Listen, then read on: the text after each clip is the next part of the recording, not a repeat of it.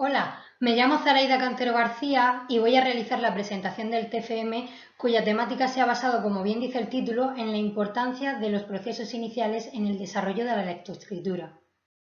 El tema surge de la experiencia de haber trabajado como maestra de audición y lenguaje y pedagogía terapéutica en infantil y observar cómo el aprendizaje de la lectoescritura se basaba en la realización de cuadernos y fichas que quitaban importancia al desarrollo de un correcto proceso inicial, que terminaba siendo incorrecto e influyente en la futura aparición de dificultades de lectura y escritura, como pueden ser las dificultades de segmentación en palabras o frases, los problemas en la comprensión lectora y dificultades en la fluidez y velocidad lectora.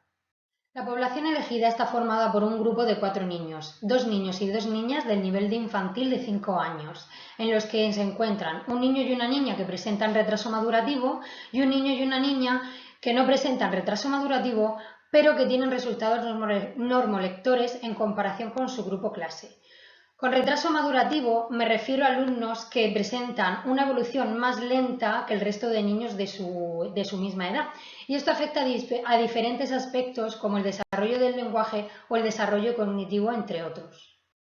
El diseño de la intervención ha consistido en la realización de 8 sesiones en diferentes agrupaciones, tanto dentro como fuera del aula, gracias a la coordinación llevada a cabo con las tutoras para resaltar la importancia de la generalización de los aprendizajes en diferentes contextos. Todo ello ha ido enfocado en demostrar que para que se produzca un aprendizaje exitoso y globalizado de la lectoescritura es necesario el desarrollo y dominio de diferentes habilidades previas como son la conciencia silábica o la conciencia fonético-fonológica.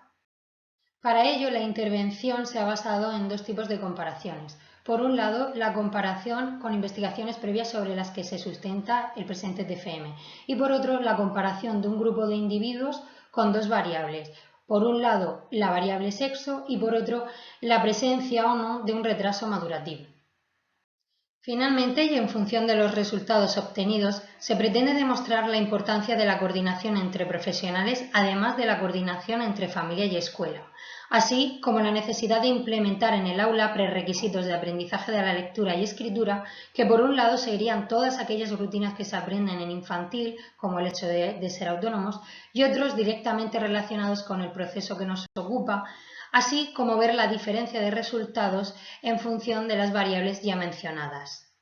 En el presente apartado se van a desarrollar todas aquellas evidencias empíricas en las que se ha basado el informe. Para ello se han dividido en 3 niveles. El primer nivel consiste en evidencias externas basadas en revisiones y estudios. Por un lado, encontramos diferentes estudios que pretenden analizar los factores que influyen en el aprendizaje de la escritura y la lectura en alumnos prelectores, como es el caso de la conciencia fonético-fonológica, defendido por autores como Blatchman, Cornwall, Karen Quemada y Sánchez.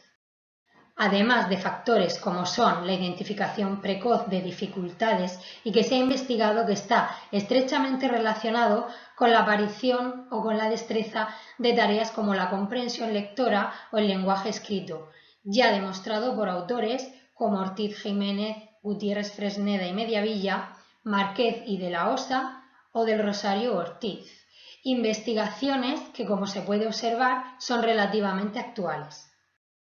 En el segundo nivel de evidencias empíricas nos encontramos con opiniones expertas fruto de la experiencia clínica que defienden que un programa de estimulación fonético-fonológica correctamente administrado, así como el uso de modelos correctos en la enseñanza de la lectura, además de sumar algo tan fundamental como es la adaptación al propio ritmo del alumno, van a influir positivamente en el desarrollo de destrezas por parte del mismo. Aquí encontramos autores como Cuzcano, Chávez, Díaz, Dioses, Matalinares, Pasache y Velázquez que hablan de la estimulación fonético-fonológica,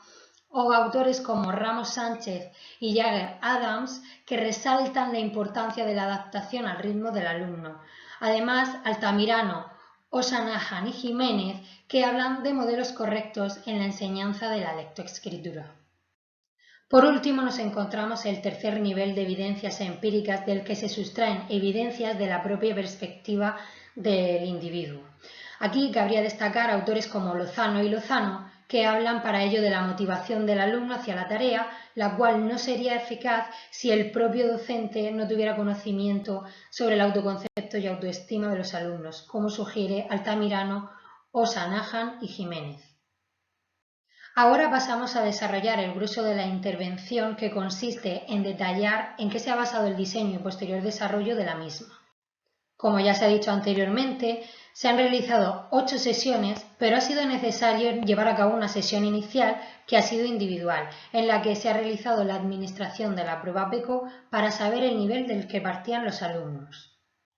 La prueba PECO es una prueba de evaluación del conocimiento fonológico que, tal y como se expone aquí, es para un rango de edad entre 5 y 6 años y 4 meses y que evalúa 2 niveles de conocimiento fonológico, por un lado el silábico y por otro el fonémico.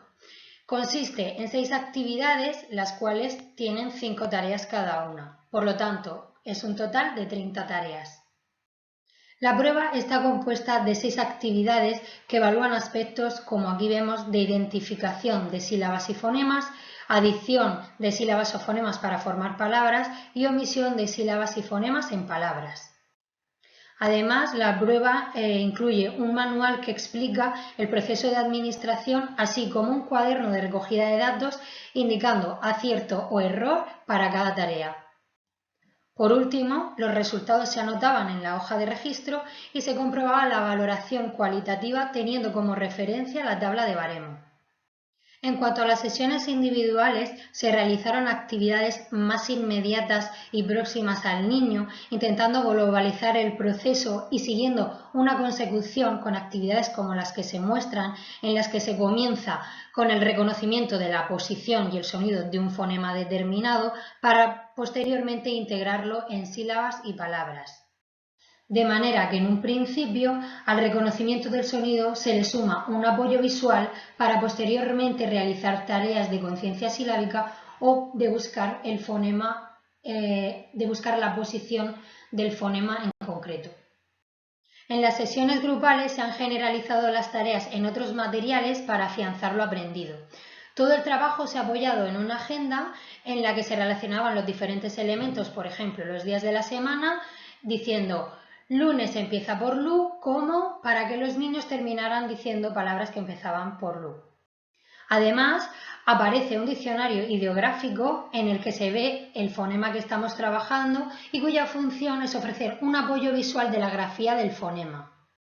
También se han usado los gusanos para colocar las palabras en función del número de sílabas que tenían y los pulsadores de luz para facilitar la tarea con un apoyo visual. Antes de explicar los materiales, es necesario hacer hincapié en la naturaleza de los mismos, ya que han sido elegidos teniendo en cuenta la normativa COVID que hay instaurada en este momento.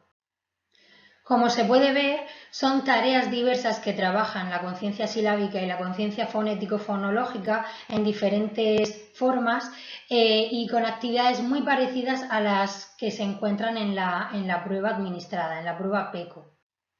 En la primera imagen vemos el dibujo de casa y los niños tenían que seleccionar en qué gusano debían de poner la palabra casa en función del número de sílabas. Además, se apoyaban del uso de los pulsadores de luz que les facilitaba la tarea. En la segunda foto se utilizaban los pulsadores de luz, ya que era una tarea algo más complicada y consistía en eliminar una de las sílabas para encontrar la palabra nueva que surgía.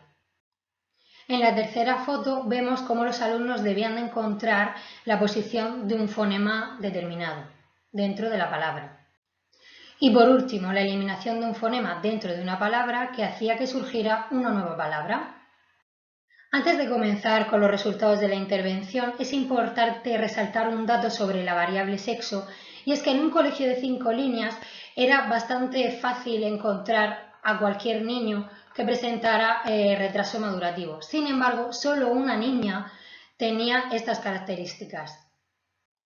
Finalmente, se realiza una sesión individual en la que se vuelve a administrar la prueba PECO para poder ver el avance experimentado por los alumnos a lo largo de la intervención.